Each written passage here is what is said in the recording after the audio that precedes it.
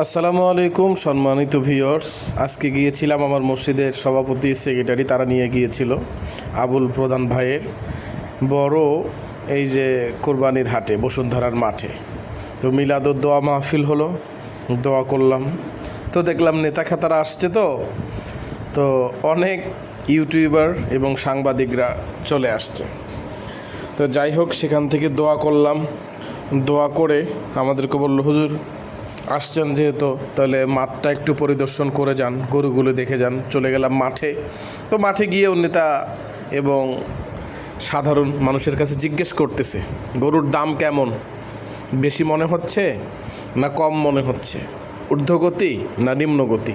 তো গরুগুলি দেখলাম আলহামদুলিল্লাহ অনেক সুন্দর সুন্দর গরু আসছে, আমার অনেক পছন্দ হয়েছে।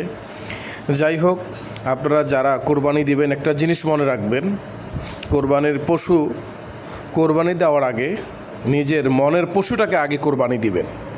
এই কোরবানি যেন মানুষ দেখানো না হয়, লোক দেখানো না হয়, আত্মশুদ্ধির জন্য যেন হয়, একমাত্র শুধুমাত্র কেবলমাত্র আল্লাহর জন্যই যেন হয়।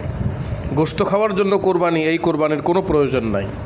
আল্লাহ পাক রব্বুল আলামিন গোশত খান না, কলিজা খান না, রক্ত খান না।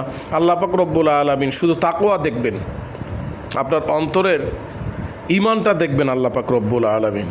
যাই হোক, যে যেখান থেকে দেখছেন সকলে ভালো থাকবেন, আমার জন্য দোয়া করবেন। আমিও আপনাদের সকলের জন্য দোয়া করি। যারা যারা কোরবানি নিয়ত করেছেন কিংবা গরু কিনছেন, আল্লাহ পাক রব্বুল আলামিন সকলের নিয়তকে, কোরবানিকে কবুল করেন। আর হ্যাঁ, শেষে একটা গরু 2,05,000 টাকা হয়েছে। আপনারা একটু দেখে বলবেন গরুর দামটা বেশি হয়েছে না সঠিক হয়েছে। গরুটা খুব পছন্দ হয়েছে আমার এক ভাই নিয়েছেন। তো যাই হোক, বসুন্ধরা এই ঐতিহ্যবাহী গরুর হাটে আপনারা যদি কেউ আসেন, কমেন্ট করে জানাবেন। আজকে এই পর্যন্তই শেষ করছি। আল্লাহ পাক রব্বুল আলামিন আপনাদের সকলকে ভালো রাখুন, সুন্দর রাখুন, সুস্থ রাখুন। আর হ্যাঁ, অগ্রিম ঈদুল আজহার শুভেচ্ছা জানাচ্ছি। ঈদ মোবারক।